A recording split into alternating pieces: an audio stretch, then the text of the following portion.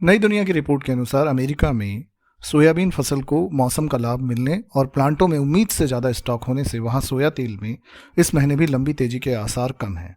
वहाँ के plant soybean के भाव कुछ और गिरा सकते हैं। इधर भारतीय बाजारों में भी प्लांटों में सोयाबीन तेल का स्टॉक अनुमान से बेहतर है। इससे इंदौर में भी सोयाबीन तेल के दाम धीमी गति से टूटते जा रहे हैं।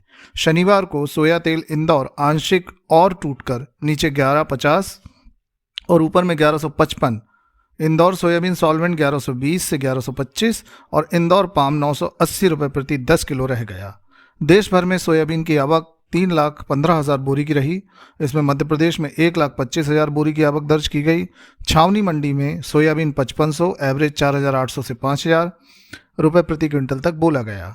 व्यापारियों का कहना है कि 1 से 5 फरवरी के बीच मलेशिया पाम तेल निर्यात आंकड़ों का इंतजार करना होगा। वहीं चीन के बाजारों में मजबूती ने भी केएलसी को निचले स्तर से उबरने में मदद की है, लेकिन भारतीय हाजिर बाजारों में पाम और सोया तेल के कामकाज कमजोर रहने से फिलहाल तेजी नजर नहीं आ रही। खाने के तेल की किल्लत को दूर करने के लिए सरकार ने खाद्य तेलों के आयात की अनुमति दी हुई है। तेल तिलहन के बाजार में सोयाबीन और सनफ्लावर ऑयल का इस कदर आयात हुआ कि आने वाले दिनों में इसका असर सूरजमुखी की फसल पर देखने को मिल सकता है। दिल्ली तेल तिलहन बाजार में शनिवार को कारोबार में गिरावट का रुख रहा और लगभग सभी तेल तिलहनों के दाम हानि के साथ बंद हुए। शिकागो एक्सचेंज में शुक्रवार रात को 2.5% की गिरावट आने के बाद घरेलू बाजार में नरमी आई।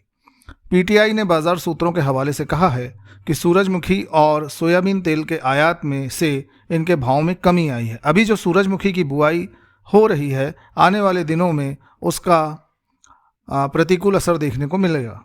आमतौर पर सूरजमुखी तेल का भाव सोयाबीन से अधिक रहता है, मगर इस समय नौबत यह है कि सनफ्लावर ऑयल का भाव सोयाबीन तेल से भी 4 रुपये प्रति लीटर नीचे चल रहा है। सनफ्लावर बीज का दाम तो न्यूनतम समर्थन मूल्य से भी 20 से 25% नीचे है।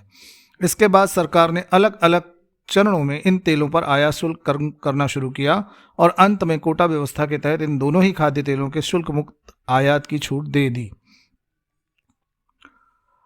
सूत्रों ने कहा कि पहले खुदरा बाजार में सूरजमुखी का भाव 225 से 235 रुपये प्रति लीटर था और सोयाबीन तेल का भाव 185 से 195 रुपये लीटर था।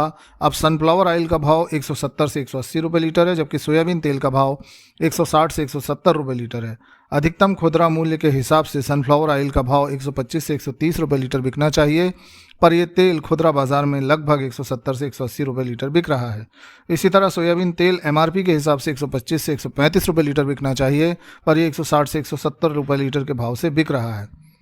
तो उपभोक्ताओं को उस मात्रा में लाभ नहीं पहुंच पा रहा है, लेकिन इन्हीं सब कारणों की वजह से सोयाबीन के भाव में तेजी नहीं आ पा रही है। धन्यवाद।